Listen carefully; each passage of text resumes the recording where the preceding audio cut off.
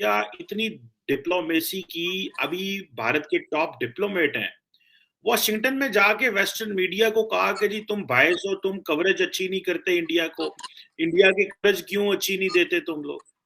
तो ये क्या है ऐसा डॉक्टर जयशंकर को जो आप समझ अमेरिका को आड़े हाथों लिया था।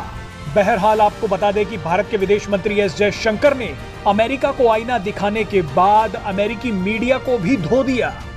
ये बात किसी से नहीं छिपी कि अमेरिकी मीडिया भारत के खिलाफ एजेंडा चलाने में सबसे आगे है। कोरोना महामारी हो या रूस और यूक्रेन का युद्ध, अमेरिकी media Everybody knows, where they are deployed and what is the use and what is their capability.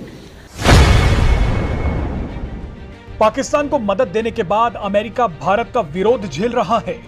America ये सोचकर चल रहा था कि वो अपने स्वार्थों के लिए पाकिस्तान की मदद भी कर देगा और भारत कुछ कहेगा भी नहीं, लेकिन ऐसा हुआ नहीं। भारत ने अमेरिका की कड़े शब्दों में निंदा की। हाल ही में भारतीय विदेश मंत्री एस जयशंकर ने तो यहां तक कह दिया था कि आप हमें मूर्ख नहीं बना सकते। अब इन सभी के बीच मामले को शांत करने के लिए अमेरिका ने पाकिस्तान को नसीहत दे डाली है। अमेरिकी विदेश मंत्री एंटनी ब्लिंकन ने एक प्रेस कॉन्फ्रेंस में पाकिस्तान के विदेश मंत्री से कहा है कि वो भारत के साथ अपने संबंधों को सही रखें। अमेरिका की पाकिस्तान को यह नसीहत भारत का गुस्सा कम करेगी, इसके बारे में कहना मुश्किल है। अमेरिकी विदेश मंत्री एंटनी ब्लिंकन की पाकिस्तान को यह नसीहत भारत की कड़ी प्रतिक्रिया के बाद आई है। आपको याद होगा कि भारत ने अमेरिका की पाकिस्तान को दी जा रही मदद पर सवाल उठाए थे। भारत ने अमेरिका को आड़े हाथों लिया था। बहरहाल आपको बता दें कि भारत के विदेश मंत्री एस जयशंकर ने अमेरिका को आईना दिखाने के बाद अमेरिकी मीडिया को भी धो दिया। ये बात किसी से नहीं छिपी कि अमेरिकी मीडिया भारत के खिलाफ एजेंडा चलाने में सबसे आगे है। कोरोना महामारी हो या रूस और यूक्रेन का युद्ध, अमेरिकी मीडिया ने भारत की छवि खराब करने में कोई कसर नहीं छोड़ी। कश्मीर के मुद्दे पर अमेरिकी मीडिया ने तो पाकिस्तान के षड्यंत्र को आगे बढ़ाने का काम किया, लेकिन इस बार अमेरिकी मीडिया विदेश मंत्री एस जयशंकर के सामने पड़ गई और जयशंकर ने भी अमेरिकी मीडिया को आईना दिखाने में कोई कसर नहीं छोड़ी। जयशंकर ने अमेरिकी मीडिया को कश्मीर के मुद्दे पर ही घेर लिया। जयशंकर ने भारत के संबंध में पूर्वाग्रही यानी बाइज्ड खबरें दिखाने को लेकर द वॉशिंगटन पोस्ट सहित कई प्रमुख अमेरिकी मीडिया घरानों को आड़े हाथों लिया। जयशंकर ने कहा कि मैं मीडिया में आने वाली खबरों को देखता हूं। कुछ समाचार पत्र हैं जिनके बारे में आपको अच्छी तरह पता होता है कि वो क्या लिखने वाले हैं, और ऐसा ही एक समाचार पत्र यहां भी है। बताया जा रहा है कि जयशंकर का इशारा द वॉशिंगटन पोस्ट की तरफ था। जानकारी के लिए बता दें कि वॉशिंगटन पोस्ट अमेरिका से प्रकाशित होने वाला दैनिक अखबार है। इसके मालिक अमेज़न के जेफ बेजोस हैं। बहरहाल कश्मीर मुद्दे को अमेरिकी राजधानी में गलत ये जो मिनिस्टर फॉर एक्सटर्नल अफेयर्स हैं डॉक्टर जयशंकर, बड़े मंजे हुए डिप्लोमेट हैं डॉक्टर साहब, और he is widely respected world wide, और पूरी दुनिया में उनका एक बड़ा वो है कि बड़े कैरियर डिप्लोमेट रहे हैं। इतनी दुनिया में सफर किया, इतनी डिप्लोमेसी की, अभी भारत के टॉप डिप्लोमेट हैं, वॉशिंगटन में जाके वेस्टर्न मीडिया को कहा कि जी तुम बायस हो, तुम कवरेज अच्छी नहीं करते इंडिया को, इंडिया की कवरेज क्यों अच्छी नहीं देते तुम लोग। तो ये क्या है ऐसा डॉक्टर जयशंकर को जो आप समझते हैं, और भारत का ऐसा क्या मसला है कि भारत समझता है कि उसको कवरेज अच्छी क्यों नहीं मिल रही वेस्टर्न मीडिया में। इंडिया क्यों कंसर्न है, मसला क्या है इंडिया को, क्या वाकई ऐसा है जो डॉक्टर जयशंकर ने कहा? देखिए चीमा साहब, शो पे बुलाने के लिए धन्यवाद। एज यूजुअल आपने गूगली तो दाग दी है, तो आप जरा विकेट बचाते हुए इसको बाउंड्री के पार निकालना है, मसला ये है। देखिए चीमा साहब, है क्या, तीन चार चीजें यहाँ पे। पहली चीज ये है कि अगर आप 15 अगस्त का मोदी जी का स्टेटमेंट, जो उन्होंने भाषण दिया था, स्पीच दिया था, उसको देखे। उन्होंने बोला था गुलामी की हर जंजीर को मिटाना, हर चिन्हे को, हर पन्ने को मिटाना है। मतलब there has to be no imperial hangover, or there has to be no imperialistic ideas or thought process which has to be in the daily living and all that.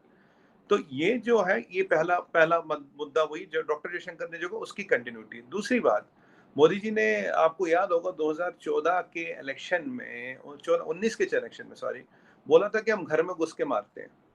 अब ये घर में घुस के, आप बोलोगे यार इसका इससे क्या मतलब। देखिए, यूरोप की सरजमीन पे यूरोप को नाप दिया, अमेरिका की सरजमीन पे अमेरिका को स्टेटमेंट दे रहे हैं। यहाँ बैठ के देते तो मजा नहीं आता, मजा है वहां की सरजमीन पे उनके मीडिया में, उनके प्लेटफॉर्म पे उनको स्टेटमेंट देना, उनको असलियत बताना।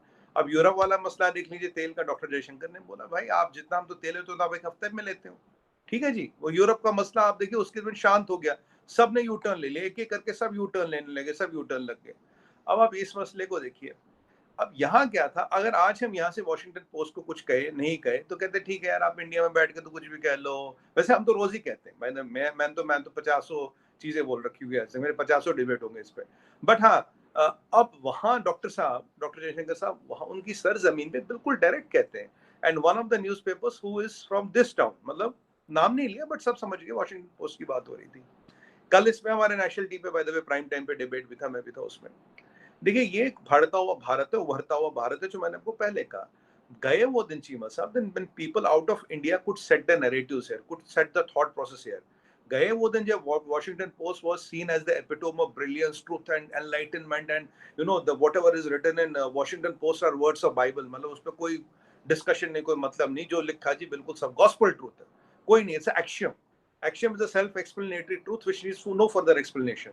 वो जमाना गया। अब जैसे जैसे इंडिया बढ़ रहा, लोगों को तकलीफ हो रही है, कुछ ना कहीं इधर उधर टांग खींचते, यहाँ करते वहां करते। आपने देखा पीछे जेफ बेजोस यहाँ आए थे, सेम कलर का कुर्ता पहना था पर सिल्क का था, कोई मिला नहीं, 3-4-5 दिन कुर्ता पहन के घूमे, कोई किसी ने कुछ खास घास डाली नहीं। Sorry to use not a proper word, पर थोड़ा हमारी जो हिंदी वाले दर्शक है, जो हमारे दर्शक वो ज्यादा कनेक्ट कर पाते हैं। देखिए किसी ने घास डाली नहीं उनको।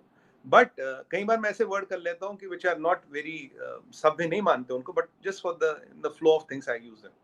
तो चीमा साहब उन्हें किसी ने घास डाली नहीं। अब अमेजोन ने का, अब वॉशिंगटन पोस्ट का मालिक कौन है? अमेजोन।